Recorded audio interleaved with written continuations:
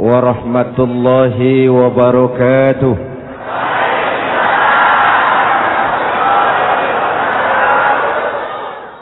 Alhamdulillah wassalatu wassalamu ala Rasulillah Sayyidina Muhammad ibn Abdullah wa ala alihi wa sahbihi wa mawala, amma ba'du.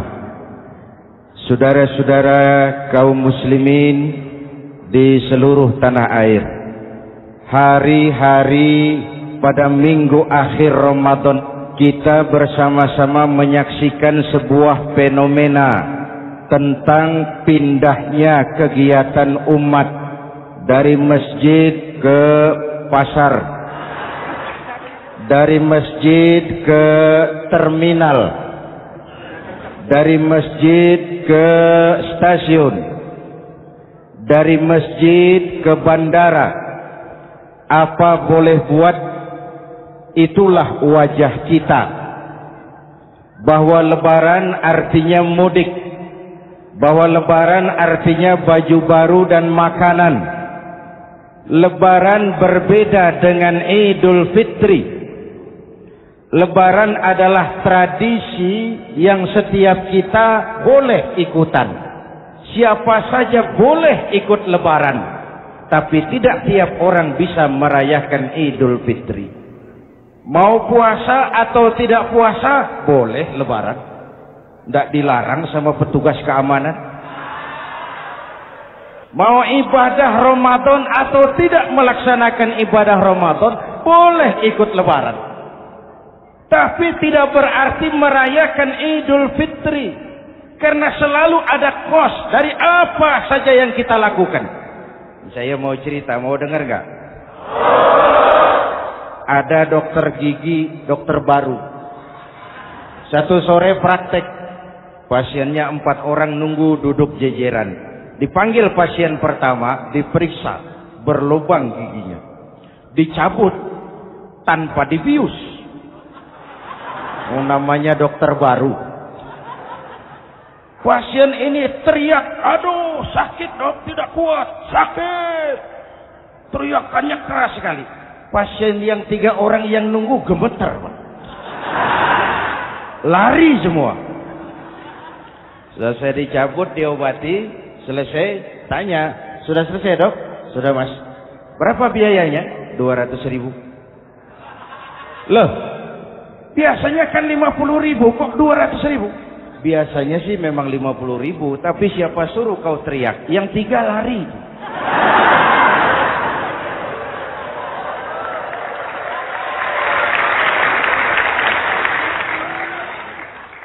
Cerita pendek ini ingin berpesan kepada kita, selalu ada ongkos yang harus kita bayar dari apa saja yang kita lakukan. Mau ibadah atau tidak, mau jadi orang baik-baik atau jadi bajingan paling tengik, mau berbuat salah atau berbuat soleh, selalu ada kosnya, selalu ada ongkosnya. Kita bicara kembali kepada fitrah, Idul Fitri. Bagaimana caranya? Pertama saya ingin mengutip bagian pendek dari ayat 185 Al-Baqarah. Walitukmilul iddata walitukabbirullaha ala ma hadakum wala'allakum tashkurun. Ada 4 hal dari cuplikan ayat pendek ini. Pertama, walitukmilul iddata.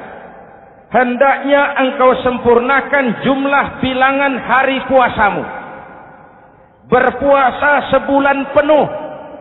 Sebulan penuh itu bisa 29, bisa 30. Pak, kalau beda pendapat bagaimana? Ada yang lebaran tanggal 5, ada yang lebaran tanggal 6. Hadirin, bagi yang punya kemampuan berijtihad, silahkan melakukan ru'yatul hilal. Bagi yang tidak, lebih aman ikut pesan Nabi.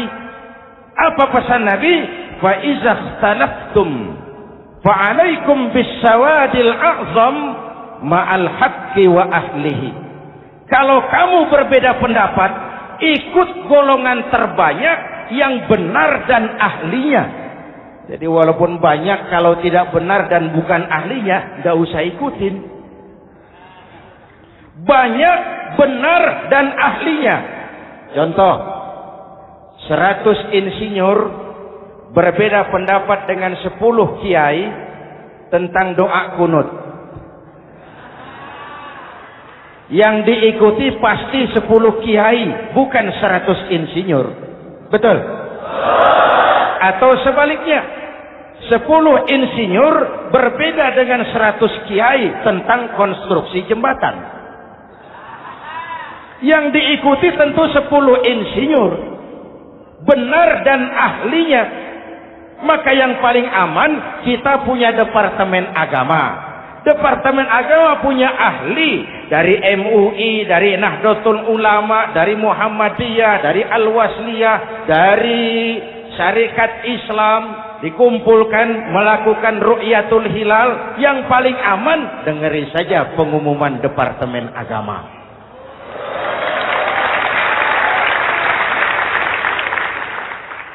Tapi tetap menghormati mereka yang meyakini 1 Syawal jatuh pada tanggal 5. Beda boleh, marah jangan. Jelas? Saudara boleh suka tempe, tapi jangan menghina orang yang tidak suka tempe. Saudara boleh senang tahu, tapi jangan ngenyek karo wong yang senang tahu. Hadirin yang saya hormati, walitukmilul iddata. Kalau mau kembali kepada fitrah, sempurnakan jumlah bilangan hari puasamu. Makna sempurnakan di sini 2. Sempurnakan 1 bulan penuh dan sempurnakan semangat puasamu. Walaupun Ramadan berakhir, puasa jangan selesai. Kenapa? Tangan kita masih tetap terus puasa dari mengambil yang bukan milik kita. Lidah kita walaupun Ramadan sudah selesai tetap berpuasa dari memfitnah dan menggunjing orang lain. Kaki kita walaupun Ramadan sudah selesai tetap puasa dari berjalan ke tempat yang tidak baik. Perut kita tetap berpuasa dari kemasukan barang-barang yang haram. Sempurnakan semangat puasamu. Sikap disiplin, sikap jujur, merasakan kehadiran Allah dekat dalam hidup. Nih, contoh ringan. Tadi waktu asar dan zuhur, saudara sholat apa tidak? Sholat. Waktu sebelum sholat kan berwudu. Ketika berwudu kan berkemur. Umpama waktu berkemur itu saudara korupsi, sedikit saja airnya saudara minum, saya yakin jangankan petugas keamanan, teman wudhu sebelah pun tidak akan tahu kalau waktu berkemur saudara korupsi. Kalau selesai Ramadan ini diterjemahkan, insya Allah negara kita bersih, berkurang korupsinya. Hadirin yang saya cintai, saya kembali kepada pesan Al-Baqarah 185 tadi. Walitukmilul iddata. Sempurnakan jumlah bilangan hari puasamu. Puasa sebulan penuh dan kemudian lanjutkan semangat Ramadan. Disiplin, merasakan diri di bawah pengawasan Allah. Sekarang ini Allah ditekan. Kita iman dalam ucapan tapi sekuler dalam perbuatan. Tuhan cuma ada di masjid. Di kantor Tuhan hilang, maka korupsi merajalela. Tuhan cuma ada di masjid. Di pasar Tuhan hilang, maka timbangan tetap curang. Iman dalam ucapan tapi sekuler dalam perbuatan. Kalau jiwa dan semangat Ramadan kita bisa terapkan, insya Allah korupsi akan berkurang.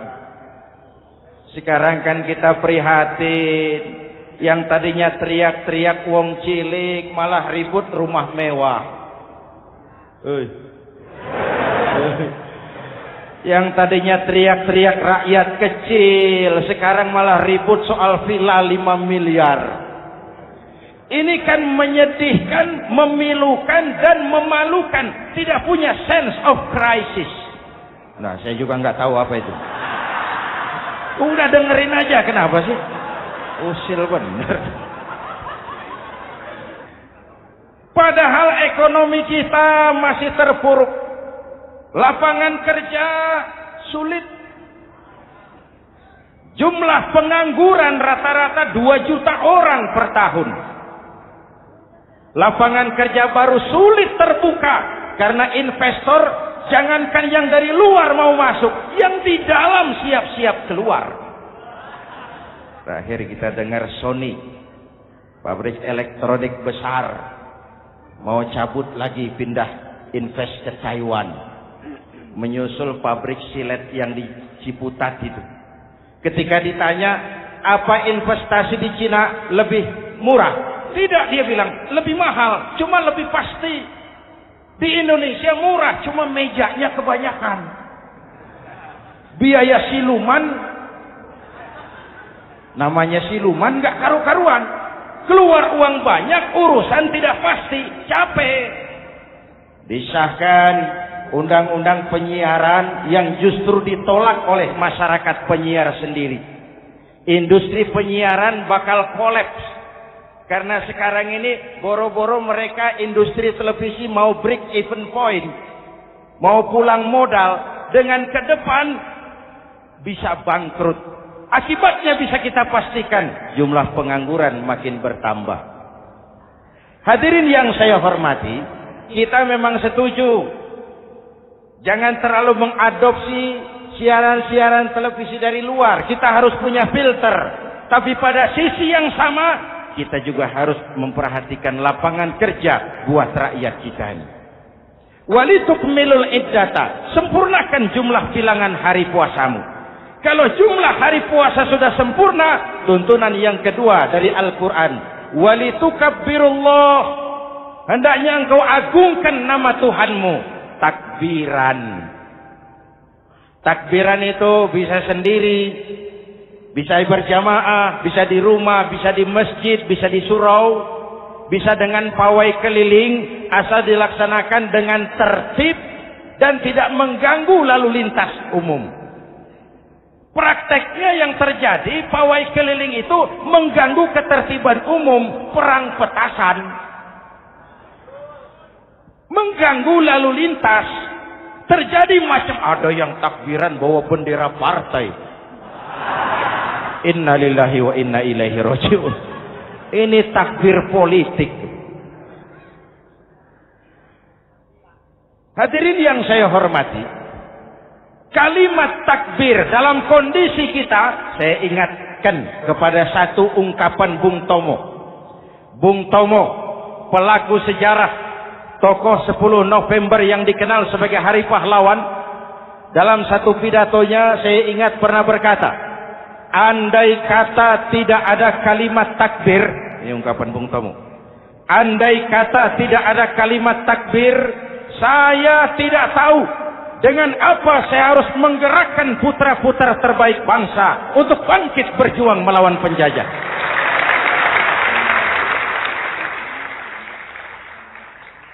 Ketika Allahu Akbar itu londo, kelihatannya kecil, meriam nggak meleduk. Dahulu orang-orang tua kita cuma ada 2 kata, merdeka atau mati. Tidak berpikir nanti kalau menang dan merdeka saya jadi wali kota di mana.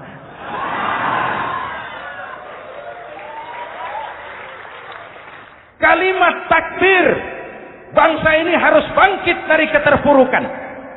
Bangsa ini harus bangkit mengejar ketinggalan-ketinggalannya. Bangsa ini tidak boleh terpuruk terus. Dan semangat takbir harus menjiwai kita. Tidak ada capek dalam perjuangan. Tidak ada puas dalam upaya. Keberhasilan cuma pengantar ke arah keberhasilan yang lebih baik lagi. Walitukabbirullah, hendaknya engkau agungkan nama Tuhanmu. Nama Allah menjadi motivasi besar dalam kehidupan kita. Ini pesan Quran Al-Baqarah 185. Pesan kedua, setelah sempurnakan jumlah bilangan hari puasamu, agungkan nama Tuhanmu. Takbiran. Kalimat takbir sendiri kalau kita lihat pada kalimatnya ada kata la ilaha illallah wahdah sadaqa wa'dah wa nasara 'abdah wa a'azza jundah wa hazamal ahzaba wahdah. Tidak ada Tuhan selain Allah, esa, tidak beranak, tidak diperanakan, wahdah, tidak bisa diumpamakan dengan apapun. Sadaqa wa'dah, Allah yang maha menepati janjinya. Wa nasara 'abdah, Allah yang maha menolong hambanya. Kalau bukan kebesaran Allah, berat berjuang Ramadan ini melawan musuh yang tidak nyata. Puasa itu kalau olahraga golep. Benar Pak, kalau tinju lawannya kelihatan. Betul. Sepak bola musuh kelihatan. Bulu tangkis kelihatan. Golf siapa musuhnya? Itulah puasa, menghadapi musuh yang tidak kelihatan. Itu lebih berat daripada perjuangan mengangkat senjata, lebih berat daripada berjuang mengorbankan harta. Tapi kalau di bulan Ramadan saja Rasulullah menang dalam perang Badar, itu harus jadi sumber motivasi. Dengan kalimat takbir, dengan keagungan Allah, bangsa Indonesia harus bangkit dari keterpurukan. Ibu bapak hadirin yang saya hormati, jadi bukan akhir Ramadan lalu sibuk beli baju. Boleh, tapi bukan itu yang utama. Laisal id bilibasin jadid, walakinnal id bita'atin yazid. Idul Fitri bukan pakaian baru. Idul Fitri adalah ketaatan yang meningkat, yang telah ditempa, digojlok, digembleng oleh Ramadan. Jadi kalau Ramadan rajin baca Quran, lalu selesai Ramadan sayonara Quran, latihan tidak berhasil. Ramadan rajin ke masjid, selesai Ramadan selesailah ke masjid. Awal Ramadan full house sampai ke halaman, akhir Ramadan cuma imam berdua tikar. Masjid kembali senyap, padahal masjid adalah pusat kegiatan umat. Saudara lihat dari sejarah, ketika hijrah ke Madinah, Rasul singgah di Kuba. Apa yang beliau lakukan? Membangun masjid. Ketika sampai di Madinah, kesibukan pertama beliau apa? Mencari rumah dinas? Bukan. Kesibukan pertama beliau mencari lokasi di mana membangun masjid. Isra dan Mi'raj, perjalanan besar dimulai dari masjid ke masjid. Ini indikasi masjid memang merupakan pusat kegiatan umat. Umat Islam dengan masjid seperti ikan dengan air, tidak boleh pisah. Ada ikan yang tidak betah di air? Ada. Ikan mau modar. Kalau umat sudah mulai menjauhi masjid, jiwanya yang akan mati. Kalau jiwanya mati, jasadnya masih hidup, itu namanya bangkai berjalan. Walitukabbirullah, engkau agungkan nama Tuhanmu, takbiran. Setelah berjuang penuh, membina takwa, mengharap ridho, mengendalikan nafsu. Ingat loh, puasa itu bukan menghilangkan nafsu, mengendalikan, menempatkan pada tempatnya. Manusia tanpa nafsu bukan manusia, tapi manusia yang disetir nafsu turun jadi binatang, bahkan lebih rendah daripada binatang. Puasa ini menempatkan nafsu di tempatnya. Hai laki-laki, kamu nafsu sama perempuan? Betul Pak. Perempuan suka laki-laki? Betul Pak. Boleh lewat sini, lewat pintu yang disebut nikah. Ini nafsu disalurkan lewat pintu yang disebut nikah. Jangan seperti ayam kawin tiap malam, nikah tidak mau.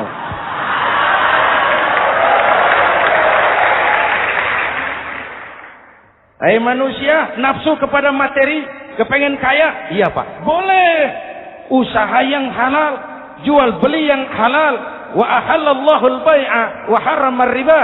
Allah halalkan jual beli. Jangan ingin kaya lalu makan renten. Ingin kaya lalu korupsi, ingin kaya lalu buka peternakan tuyul. Manusia ingin berkuasa, boleh, tapi tetap punya etika dan moral. Jangan ingin berkuasa lalu fitnah, ingin berkuasa lalu mengadu domba orang, ingin berkuasa lalu menghalalkan segala cara. Kuasa menempatkan nafsu pada tempatnya. Manusia yang dikendalikan nafsu lebih puas daripada binatang. Saya punya ungkapan lama, sebuas-buasnya kerbau, makanannya tetap rumput. Saya belum pernah dengar ada kerbau terlalu buas lalu makan roti. Betul? Tapi manusia kalau sudah dikendalikan nafsu, manusia bukan cuma makan nasi, aspal,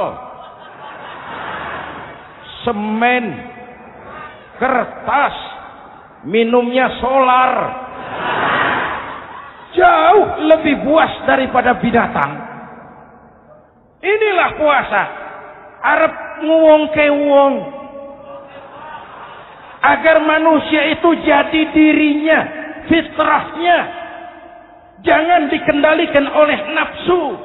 Kita ini sudah diciptakan fi ahsani taqwim. Masya Allah. Presented by The Integral CJ's Management.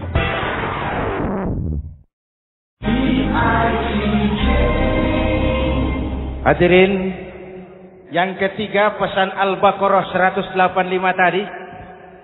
Setelah sempurna jumlah bilangan hari puasa, lalu mengumandangkan takbir, membayar zakat fitrah. Kenapa itu kita lakukan? Mengagungkan nama Allah. Ala ma hadakum. Agungkan nama Allah yang telah memberikan hidayahnya kepadamu. Masya Allah nih, hidayah. Kita bersyukur. Hidayah ini hak prerogatif Allah. Diberikan kepada siapa saja yang dikehendaki oleh Allah. Kita bisa lihat dalam sejarah. Ada anak Nabi tidak mendapat hidayah, tidak terpanggil mengikuti kebenaran yang disampaikan oleh bapaknya. Namanya Kan'an, putra Nabi Nuh. Ada ayah Nabi bernama Azar, ayah Nabi Ibrahim. Putranya penegak tauhid, ayahnya produsen berhala. Ada istri Nabi, istrinya Nabi Lut, tidak mendapat hidayah, tidak terpanggil mengikuti kebenaran. Lalu Abu Jahal, Abu Lahab, paman Nabi, melihat Nabi, menyaksikan mukjizat, mendengar wahyu, melihat tutur kata Nabi, hidayah tidak datang kepada dia, maka mereka tidak terpanggil mengikuti kebenaran. Kita alhamdulillah keponakan Nabi saja bukan, mendapat yang namanya hidayah ini. Ini harus kita pelihara, kita jaga baik-baik, karena ini merupakan hak prerogatif Allah. Yahdi man yasha, diberikan kepada siapa saja yang dikehendakinya. Hadirin, sembari kita mengambil pelajaran tentang Kan'an yang tidak dapat, putra Nabi Nuh. Ini saya ngambil bagian cerita sejarah. Masih mau dengar? Nabi Nuh diberi umur 950 tahun. Berdakwah sepanjang hidup. 800 tahun beliau dakwah. Dapat pengikut tidak lebih 80 orang. Rata-rata 10 tahun satu. Yang dihadapi ini umat yang kurang ajar, bandel, bajingan, tengik. Kalau diceramahi, telinganya ditutup dengan tangannya. Ini saking kurang ajarnya ini umat. Diberikan dakwah, telinganya ditutup dengan tangan. Nabi Nuh ketika di puncak kesabarannya munajat, ya Rabb, bagaimana Nuh? Siang malam saya berdakwah kepada umat ini. Saya sampaikan risalahmu, saya canangkan seruanmu, saya sampaikan ajaranmu. Inni da'autu qaumi lailan wa nahara. Siang malam saya berdakwah kepada umat. Wa inni kullama da'autuhum Ja'alu asabi'ahum fi adhanihim. Tiap kali saya sampaikan dakwah kepada mereka, mereka tutup telinganya dengan tangannya. Saya tidak sanggup menghadapi umat seperti ini, ya Allah. Habis mau kamu bagaimana, no? Sikat saja sudah semua ini. Bikin mati saja. Nanti kalau punya anak, anaknya kafir lagi. Lebih baik bapak moyangnya, mbah-mbahnya sikat semua. Rabbi la tazar 'alal ardi minal kafirina dayyara. Jangan disisakan orang kafir. Habisin semua. Itu mau kamu? Iya. Buat kapal Nuh, nanti aku turunkan banjir. Dengan apa saya membuat kapal, ya Rabb? Pakai kayu, Nuh. Kayunya dari mana, ya Rabb? Dari pohon tentu. Pohonnya belum ada, ya Rabb. Tanam dulu, Nuh. Membuat kapal, kayunya nanam pohon dulu. Apa artinya? Perjuangan bukan simsalabim abracadabra. Perjuangan bukan makan lombok, ini hari dimakan, ini hari pedas. Perjuangan itu proses. Ada keringat, ada air mata, ada darah, tempo-tempo nyawa. Itulah perjuangan. Sudah pohon ditebang, buatkan kapal di tengah kampung. Umat unjuk rasa lagi. Nuh makin gila. Bikin kapal di tengah kampung, mau belayar kemana? Selesai Nuh, selesai ya Rabb. Naik. Orang-orang yang beriman bersamamu, naik. Binatang serba sepasang, naik. Naik Nuh, naik orang beriman, naik. Binatang serba sepasang. Gerimis mulai turun. Setelah kapal semua terisi, Nabi Nuh kontrol. Sudah naik semua? Sudah. Nuh. Mas Bejo, ada? Ada. Bawa painem, naik sudah masuk. Oke, Kan'an anak saya ikut tidak naik kapal. Kami tidak lihat, Nuh. Turun ke bawah. Ada Kan'an. Kami tidak lihat, Nuh. Naik ke atas Burita. Kelihatan Kan'an tidak ikut naik kapal. Kumpul bersama orang kafir di daratan. Inilah potret kehidupan. Kumpul dengan orang-orang kafir. Berapa banyak anak-anak kita tidak mau ikut orang tuanya ke masjid. Kumpul dengan orang-orang kafir di tempat maksiat. Nuh karena sayang kepada anak. Dari atas kapal memanggil. Ya bunayyarkam ma'ana. Ya, ini bahasa orang manggil, Pak. Kan'an. Kesini nak. Naik kapal sama papi. Ini terjemahan bebas. Jawab Kan'an di bawah. Tidak mau, Pak, saya di sini saja. Jangan nak, Allah sedang murka, akan turun banjir. Kalau datang banjir, Papa, sa'awi ila jabalin ya'simuni minal ma'. Saya akan naik ke gunung tinggi yang bisa menyelamatkan saya dari banjir. Kan'an naik ke gunung tinggi, gunung pun tenggelam dihantam banjir. Dalam puncak kepedihan, Nabi Nuh akhirnya sadar. Ya Allah, kalau orang kafir tenggelam, memang saya yang minta. Tapi Kan'an kan anak saya. Nuh, anggap Kan'an bukan anakmu. Wa innahu amalun ghairu salih. Nuh sadar, akhirnya bilang, ana urid, wa anta turid, wallahu fa'alun lima yurid. Aku punya kemauan. Kau Kan'an punya kemauan, Allah juga punya kemauan. Kemauan Allah lah yang akhirnya jadi kenyataan. Nah, sekarang juga kita ngadepi musim banjir. Bukan banjir air saja, banjir peradaban-peradaban yang masuk ke negeri kita. Banjir maksiat, banjir munkarot. Kalau kita sudah ke masjid, kita sudah naik kapal. Tolong kontrol anak-anak kita.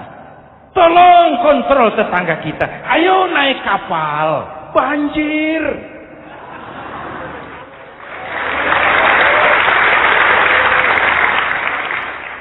Ditutup ayat ini dengan wala'allakum tashkurun. Atas hidayah yang diberikan kepada kita, kita bisa melaksanakan ibadah Ramadan, bisa takbiran, dan diakhiri dengan ungkapan tasyakkur. Tasyakkur dan tafakkur. Mensyukuri nikmat. Saya berulang kali mengingatkan, nikmat bisa berubah menjadi azab kalau kita tidak pandai mensyukurinya.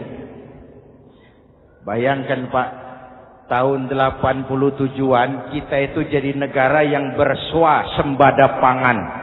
Beras kita cukup untuk rakyat kita. Sekarang kita jadi pengimpor beras terbesar. Kita beli beras ke Vietnam, kita beli beras ke Thailand, ke negara-negara yang lebih kecil dari kita. Kenapa? Karena sawah kita tanami gedung dan beton. La in syakartum la azidannakum wa la in kafartum inna 'adzabi lasyadid. Kalau kamu bersyukur, aku tambah nikmat. Kalau kamu ingkar, tidak pandai bersyukur, awas, azabku pedih. Maka ungkapan saya, orang kaya bisa masuk surga karena hartanya. Orang kaya bisa masuk neraka juga karena hartanya. Syukur apa tidak syukur? Pejabat bisa masuk surga karena jabatannya. Pejabat banyak yang masuk neraka juga karena jabatannya. Syukur apa tidak syukur?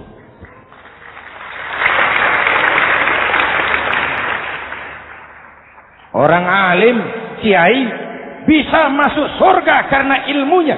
Orang alim pun bisa masuk neraka lebih dulu dari penyembah berhala juga karena ilmunya. Syukur apa tidak syukur? Kasih jabatan sebagai pemimpin lalu menyadari sayyidul qaumi khadimuhum. Pemimpin suatu umat adalah pelayan bagi umat itu. Pelayan harus melayani, bukan minta dilayani. Selama ini kita memandang jabatan itu jalan pintas menuju kaya. Jabatan itu artinya kekuasaan dan fasilitas. Maka yang lahir rampok-rampok baru.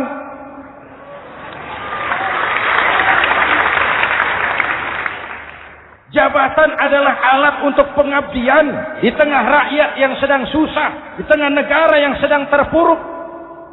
Kita memerlukan pemimpin-pemimpin yang sadar sayyidul qaumi khadimuhum. Pemimpin suatu kaum adalah pelayan bagi kaum itu sendiri. Ibu bapak hadirin yang saya hormati, dengan mensyukuri itu maka makna Idul Fitri meresap kembali kepada fitrah kita sebagai manusia. Fitrah kesucian. Secara sederhana orang gambarkan kembali kepada fitrah seperti bayi baru dilahirkan oleh ibunya. Bersih, suci, tanpa dosa, lantaran sudah dibersihkan oleh ibadah Ramadan. Tapi para ulama khalaf ada yang mengartikan fitrah itu kecenderungan kepada kebajikan. Kecenderungan kepada kebaikan, itu juga fitrah. Kembali kepada fitrah manusia, kecenderungan untuk berbuat baik. Kita lahir bayi, tidak punya dosa, betul? Tidak ada dosa warisan dalam Islam. Kalau harta warisan ada, dosa warisan tidak. Karena itu dalam Islam juga tidak ada penebusan dosa. Kalau dosa bisa ditebus dengan uang, tentu Menteri Keuangan nomor 1 masuk surga.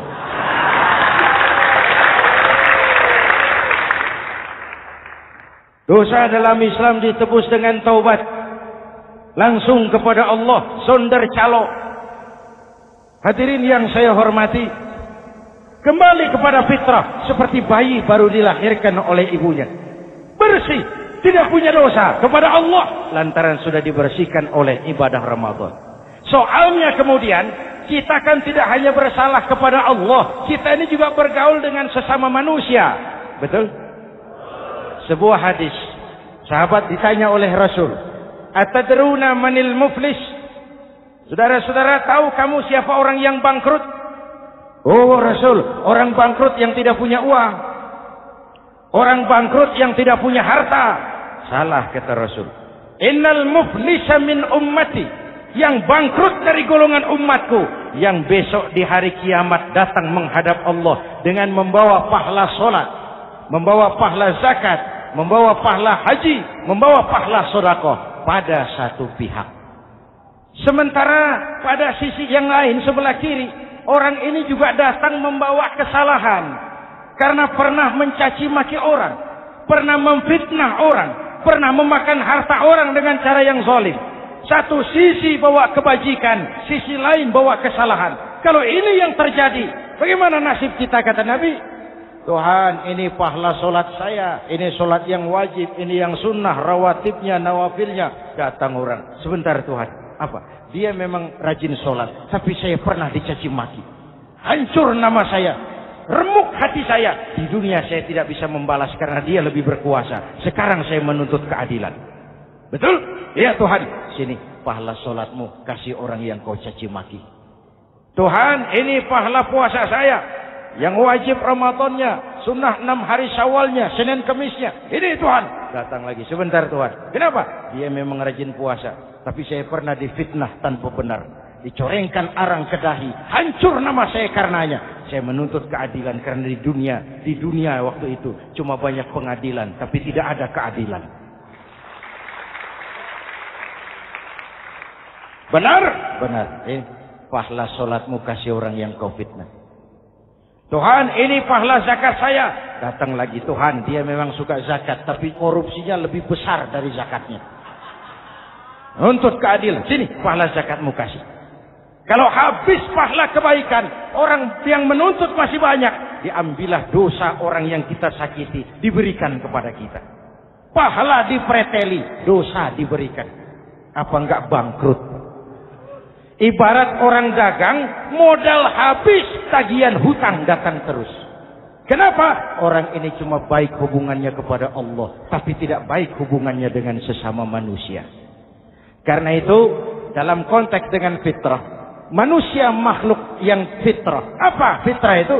Pertama, manusia makhluk yang bertuhan. Itu fitrah. Mengingkari Tuhan, mengingkari fitrah. Yang kedua, manusia makhluk sosial, zon politikan. Itu fitrah. Kita tidak bisa hidup sendiri. Betapa dan siapapun kita memerlukan yang lain. Maka nuansa Ramadan intinya adalah silaturahmi. Nuansa Idul Fitri, silaturahmi antar sesama kita. Ada baiknya saya ingatkan lagi sebuah hadis.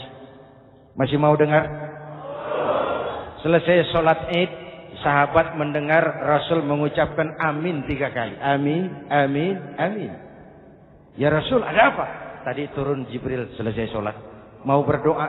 Muhammad, aku mau mohon kepada Allah. Mau kau aminkan? Silahkan Jibril.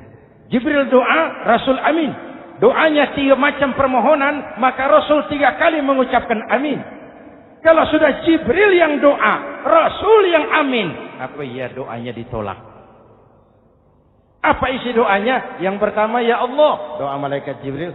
Hari ini 1 Syawal, waktu itu doanya, saya mohon kepadamu, jangan engkau terima puasa dan ibadahnya anak yang durhaka kepada ibu bapaknya. Rasul mengucapkan amin. Renungan buat kita.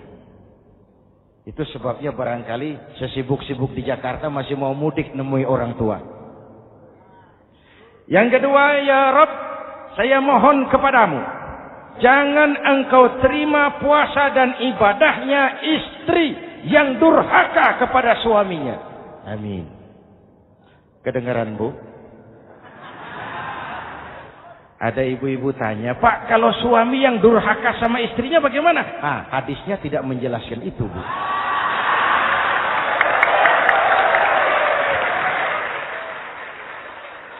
Lo menang sendiri. Yang jelas suami itu presiden rumah tangga, dimintakan tanggung jawab tentang istrinya. Nek istri swarga manut neraka katut. Ketika pulang Isra Mi'raj saja Rasul bercerita, aku diperlihatkan neraka. Neraka ya Rasul? Iya. Lalu aku lihat isinya kok kebanyakan perempuan. Perempuan. Laki bagaimana? Laki juga tidak sedikit. Cuma kebanyakan perempuan. Ya Rasul, apa mereka tidak sholat? Sholat. Apa mereka tidak ngaji? Rajin mereka sama suaminya. Kenapa banyak mereka di sana? Rasul senyum dan menjawab, hunna yakfurnal ashir. Umumnya perempuan kurang bisa terima kasih sama suaminya.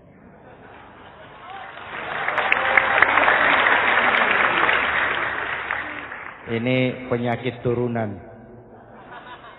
Oi, ngaku oi. Lalu yang ketiga, ya Allah, hari ini saya mohon kepadamu, jangan engkau terima puasa dan ibadahnya muslim yang tidak mau memaafkan sesama saudaranya muslim. Memaafkan lebih berat daripada meminta maaf, tapi memberi maaf lebih mulia daripada meminta maaf. Inilah nuansa mengembalikan semangat saling menghargai, saling mencintai, keutuhan, kerukunan, dan kedamaian. Sudah capek kita rakyat dengan konflik. Sudah capek kita dengan mengedepankan perbedaan dan bukan persamaan. Sudah waktunya kita berbeda tapi tetap bergandengan, tetap bersama menyongsong hari esok yang lebih baik. Mintalah ridho ibu bapak, suami kepada istri, istri kepada suami, dan memaafkan sesama saudara muslim sehingga kita benar-benar kembali kepada fitrah. Terima kasih dan mohon maaf, semoga ada manfaatnya. Usikum wa nafsi bitaqwallah. Wassalamualaikum warahmatullahi wabarakatuh.